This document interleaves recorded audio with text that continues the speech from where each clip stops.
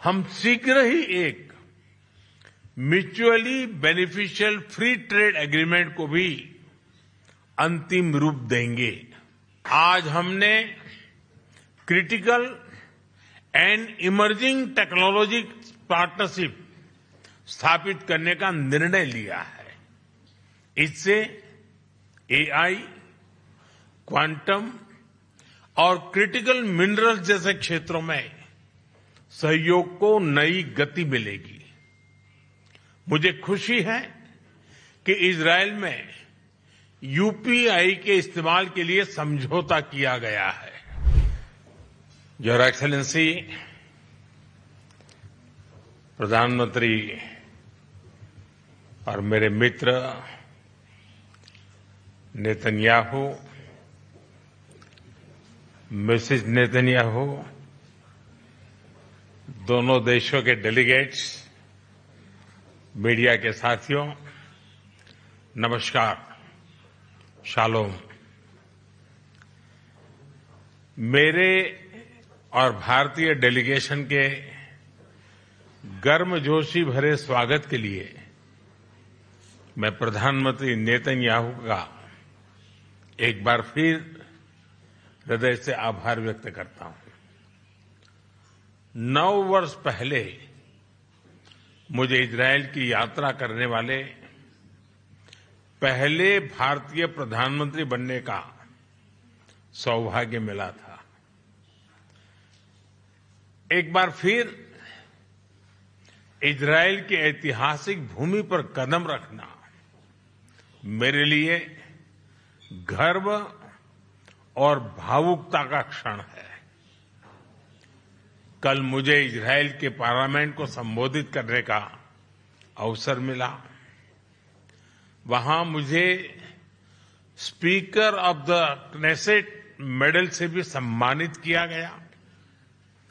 मैं इस सम्मान के लिए क्नेसेट स्पीकर महोदय, मेरे मित्र प्रधानमंत्री नेतन्याहू और इजरायल के लोगों का हार्दिक आभार व्यक्त करता हूं और इसे 140 करोड़ भारतवासी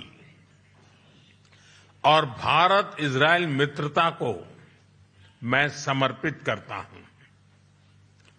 फ्रेंड्स, हमारे संबंध गहरे विश्वास, साझा लोकतांत्रिक मूल्यों और मानवीय संवेदनाओं की मजबूत आधारशिला पर आधारित है, उस पर स्थापित है। हमारे रिश्ते समय की हर कसौटी पर खरे उतरे हैं।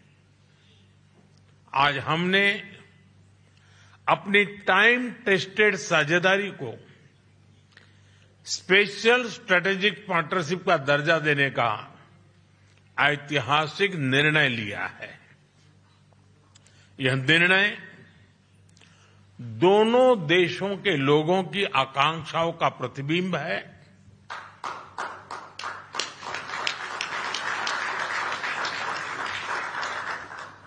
फ्रेंड्स, आज की बैठक में हमने अपने सहयोग को नई दिशा और तेज गति देने पर चर्चा की। हमारा आर्थिक सहयोग ग्रोथ, इनोवेशन और शेयर प्रॉस्पेरिटी का इंजन बना हुआ है। आपसी निवेश को बढ़ावा देने के लिए हमने पिछले वर्ष बायलैटरल इन्वेस्टमेंट एग्रीमेंट किया। हम शीघ्र ही एक mutually beneficial free trade agreement को भी अंतिम रूप देंगे।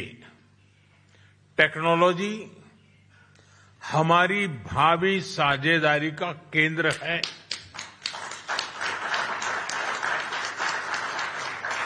आज हमने critical and emerging technology partnership स्थापित करने का निर्णय लिया है। इससे एआई, क्वांटम और क्रिटिकल मिनरल्स जैसे क्षेत्रों में सहयोग को नई गति मिलेगी। मुझे खुशी है कि इजरायल में यूपीआई के इस्तेमाल के लिए समझौता किया गया है। डिजिटल हेल्थ के क्षेत्र में भी हम अपने अनुभव साझा करते हुए लोगों के जीवन में सुधार लाने के लिए प्रतिबद्ध हैं। रक्षा के क्षेत्र में हमारा दशकों पुराना विश्वसनीय सहयोग रहा है। पिछले वर्ष हुए एमओयू से इसमें नए आयाम जुड़ेंगे। हम मिलकर ज्वाइंट डेवलपमेंट, ज्वाइंट प्रोडक्शन और ट्रांसफर ऑफ टेक्नोलॉजी की दिशा में आगे बढ़ेंगे। साथ ही हम सिविल न्यूक्लियर एनर्जी और स्पेस जैसे क्षेत्रों में भी सहयोग आगे बढ़ाएंगे। फ्रेंड्स, दोनों देशों के बीच कृषि सहयोग का लंबा और सफल इतिहास रहा है। आज हमने इस सहयोग को फ्यूचरिस्टिक दिशा देने का संकल्प लिया है। इजरायल के सहयोग से भारत में स्थापित सेंटर्स ऑफ एक्सीलेंस हमारी मित्रता के उत्तम उदाहरण है। इनकी सफलता देखते हुए हमने इनकी संख्या 100 तक ले जाने का 100 तक ले जाने का लक्ष्य निर्धारित किया है। इस दिशा में एक कदम और बढ़ाते हुए विलेजेस ऑफ एक्सीलेंस बनाने पर भी काम कर रहे हैं।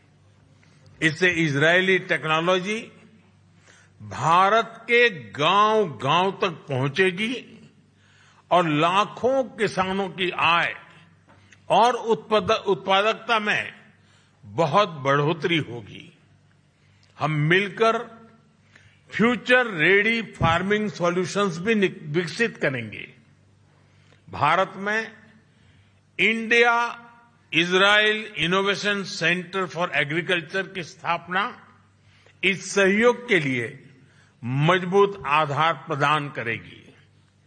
फ्रेंड्स, हमारे पीपल टू पीपल टाइज हमारे संबंधों का एक महत्वपूर्ण स्तंभ है। 2023 में हुए मैन पावर मोबिलिटी एग्रीमेंट के माध्यम से भारत ने इजरायल के कंस्ट्रक्शन और केयर गिवर सेक्टर्स में महत्वपूर्ण योगदान दिया है। भारतीय कामगारों ने अपनी मेहनत, प्रतिबद्धता और कौशल से विश्वास अर्जित किया है।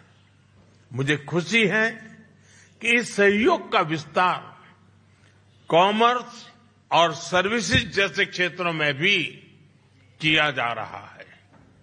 दोनों देशों के युवाओं, रिसर्चर्स और इनोवेटर्स को जोड़ना हमारी मुख्य प्राथमिकता रही है।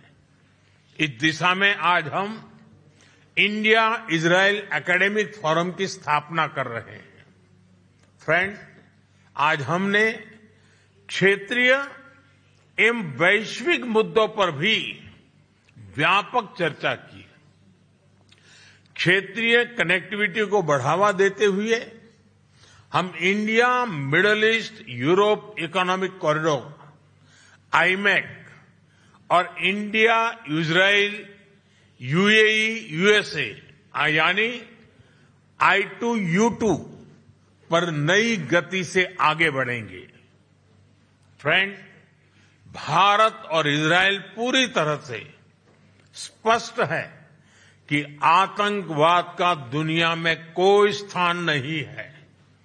किसी भी रूप में, किसी भी अभिव्यक्ति में आतंकवाद को स्वीकार नहीं किया जा सकता।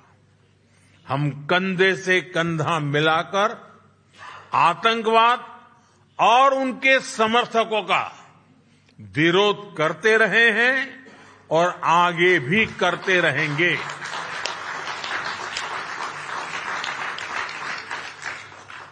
पश्चिम एशिया में शांति और स्थिरता से भारत के सीधे सुरक्षा हित जुड़े हैं।